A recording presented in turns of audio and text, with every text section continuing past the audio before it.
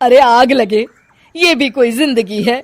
सुबह से चिल्लम चिल्ली पुकार सुन के मैं तो तंग आ गई हूँ। अरे वो भी क्या दिन थे जब मैं गांव में रहा करती थी। पहले बड़ी सुखी थी मैं। पहले मेरी जिंदगी क्या थी और अब क्या हो गई है। शहर में तो लोग भेड़ बकरी की तरह जीते हैं। जीने का असली मजा तो गांव में है। क्यों, क्या हुआ माँ जी? आज गांव की बहुत याद आ रही है आपको? अरे हाँ बहू, शहर का जीना भी कोई जीना है। लोगों की आधी जिंदगी तो सड़कों के ट्रैफिक में निकल जाती है और यहाँ रखा ही क्या है। एक बात कहूं, दिल्ली शहर अब पहले जैसा नहीं रहा। क्या माँ, जब देखो गांव के गुणगान गाती रहती हो। ठीक है, इस बार ना बच्चों के कॉलेज की छुट्टियों में हम सब गांव चलेंगे, ठीक है? हाँ, ये ठीक है। फिर कुछ दिनों के बाद सारा परिवार अपने गांव चला जाता है। अरे वाह, कितनी ताजी और साफ हवा है, कितनी शांति है यहाँ।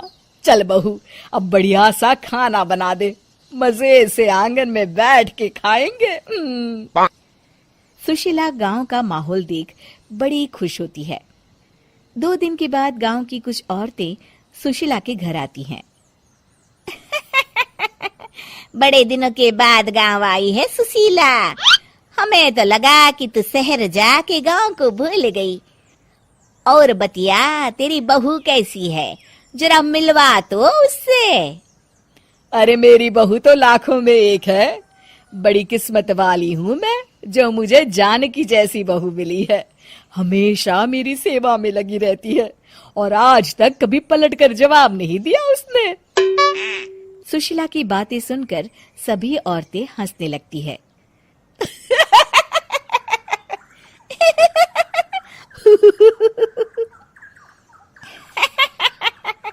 अरे कुछ भी बोले जा रही है। तबीयत तो ठीक है? तेरी बहू चांद से आई है क्या? क्यों बहनों, दुनिया की कोई भी बहू अच्छी होती है क्या? सब औरतें ममता की हाँ में हाँ मिलाती हैं। अरे मैं तो कहती हूँ दुनिया की हर बहू सास का खून चूसने वाली डायन होती है, डायन। मैं तो एक बिल में 1000 सांप के साथ रह सकती हूँ, लेकिन अपनी बहू के साथ नहीं रह सकती। हाँ, तूने सही कहा। मेरी बहू तो तेरी बहू से भी 2 कदम आगे है। सब औरतों की बातें सुनकर ममता मन ही मन बड़बड़ाती है। अरे ये गांव सुधर गया, लेकिन औरतें नहीं सुधरी।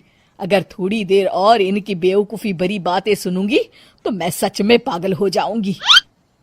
फिर सुशीला उन औरतों को घर से दफा कर देती है और राहत की सांस लेती है। अरे बहू, जरा बाम लाके मेरे सर पर तो लगा दे। उन औरतों की फालतू बातें सुनकर मेरा सर चकरा गया है। इस गांव की औरतों का तो भगवान ही मालिक है। फिर अगले दिन सुशीला की सास उससे कहती है, अरे बहू, तू यहाँ क्या आराम फरमाने आई है? आखिर ये तेरा ससुराल है। चल चल, घर के कामों में हाथ बटा। शहर में कुछ काम धाम तो करती नहीं है। जरा अपने आप को तो देख, कितनी मोटी हो गई है।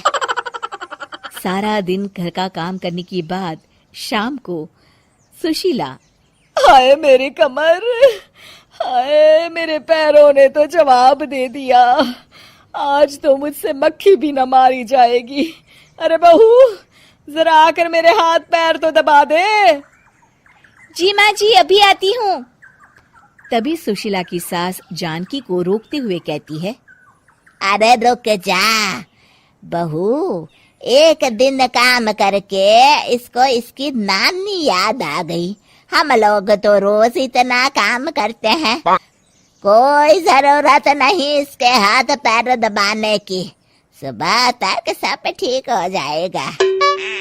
सुशीला अपनी सास की बातें सुनकर हैरान रह जाती है। इस तरह धीरे धीरे गांव आने के बाद सुशीला की परेशानी शुरू हो जाती है। फिर एक दिन अरे आज तो मैं कपिल शर्मा देखूंगी क्योंकि आज संडे है। सुशीला जैसे ही टीवी ऑन करती है तभी बिजली कट जाती है। अरे सत्यानाश, इस बिजली को भी अभी जाना था। इतने दिनों से मैं टीवी सीरियल देख नहीं पाई। हमारा देश इतनी तरक्की कर रहा है, अरे पता नहीं ये गांव कब सुधरेगा। अरे अब तो 2 दिनों के लिए बिजली को भूल जा, ये तो यहाँ रोज की बात है। अब इस अंधेरे में रहने की आदत डाल ले। हाँ। हे भगवान, अब क्या होगा? ऊपर से इन मच्छरों ने जीना हराम कर रखा है। दूसरी तरफ घर के काम कर करके और बिना किसी सुविधा के सुशीला तंग आ जाती है और उसे शहरी जीवन याद आने लगता है। क्यों माँ, मजा आ रहा है ना? अरे आपने ऐसी सूरत क्यों बना रखी है? मुस्कुराइए, अब हम गांव में हैं। मोहन के साथ जानकी भी अपनी सास की खिंचाई करती है। हाँ हाँ माँ जी, आप ही तो यहाँ की बड़ी तारीफ कर रही थी। फिर अभी तो कुछ ही दिन बीते हैं, वैसे भी अब तो आप यहीं रहने वाली है ना? अरे नहीं नहीं बहू, मैं एक दिन और यहाँ रुकी तो मर जाऊंगी। मुझे शहर ले चलो। क्या दिन थे, कितनी सुखी थी मैं वहां। ठीक है माँ, हम कल ही वापस शहर चले जाएंगे। इस तरह सुशीला शहर आ जाती है और फिर कभी दोबारा गांव जाने की जिद नहीं करती।